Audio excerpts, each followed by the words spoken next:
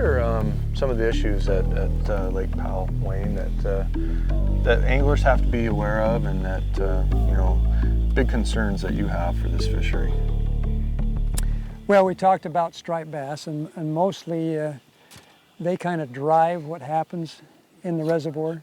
So if we can keep them in balance, if we can harvest as many fish as possible, that helps all the other species to be able to complete their life cycles in a reasonable manner and still have enough forage to be able to go around.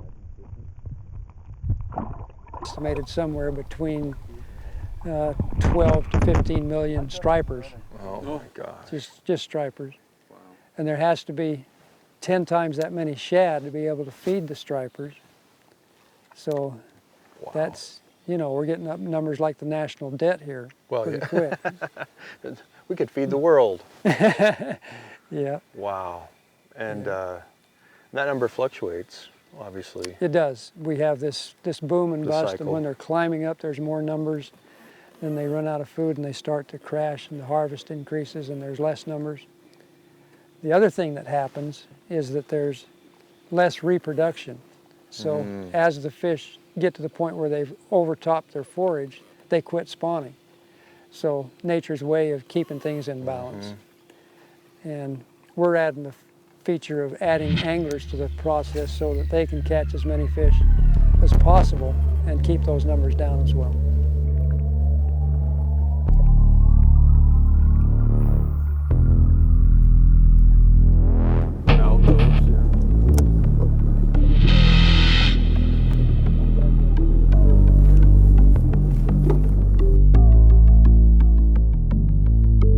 All right, well, one of the most exciting times of year to fish at Lake Powell, I mean, they're always great, but the striper boils that can start as early as late June and go until essentially October, but kind of July, August is kind of the key point for those. All the way through fall. Yeah, explain to us what a striper boil is. Well, what the stripers do is they'll corner a school of shad, and they'll push them up to the surface, and then just blow through them, feeding. They'll hit them. They like to hit them, knock them out, and so that they're swirling, and then they'll come back underneath and pick those fish off.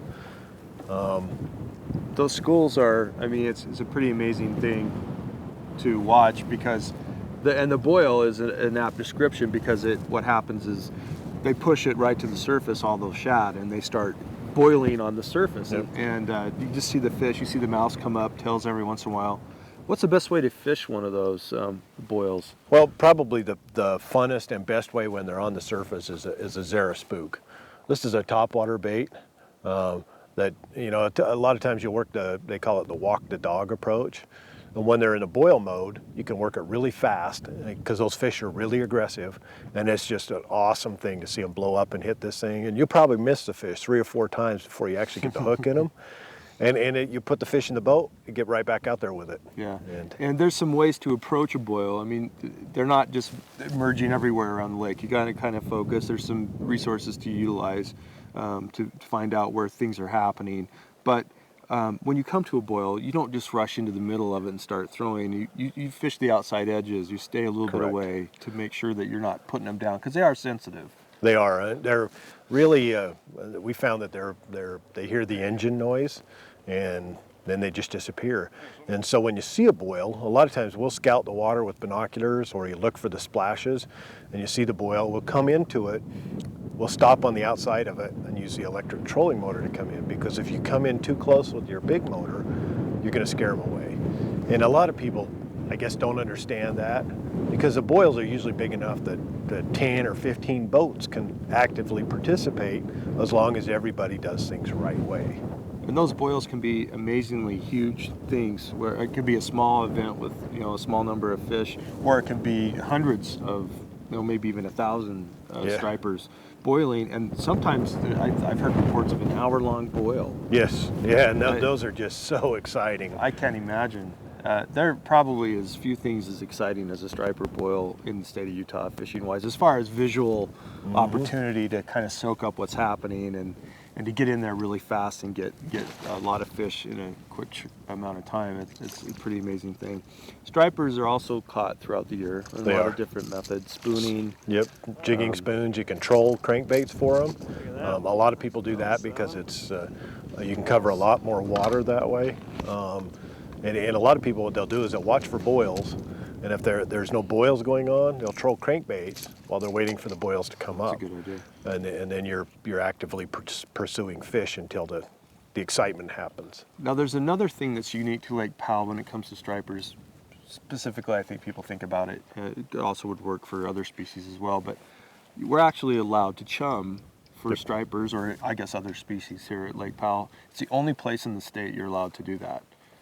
And it's an effective method to get the stripers because they like anchovies.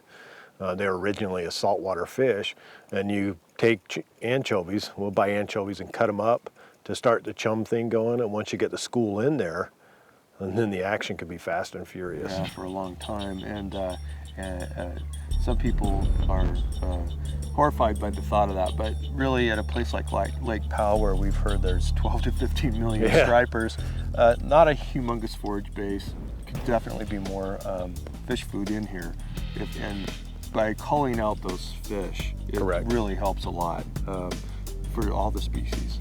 And it's a bonus that they taste good. Oh yeah, they're tasty fish for sure, and they're big and they're fun to catch.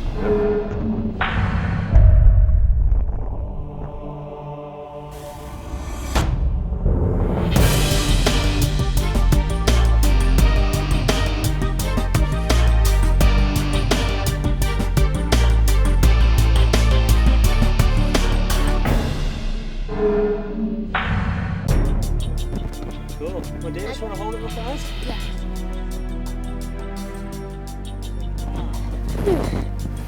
Pretty cool, huh?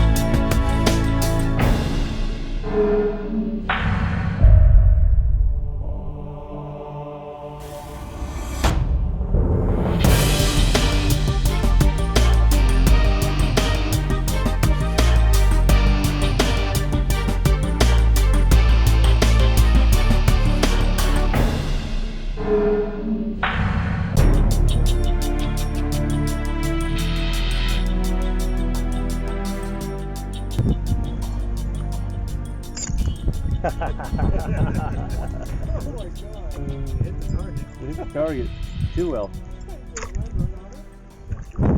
Wrap me up. Did you get that on video? Yep, that's on.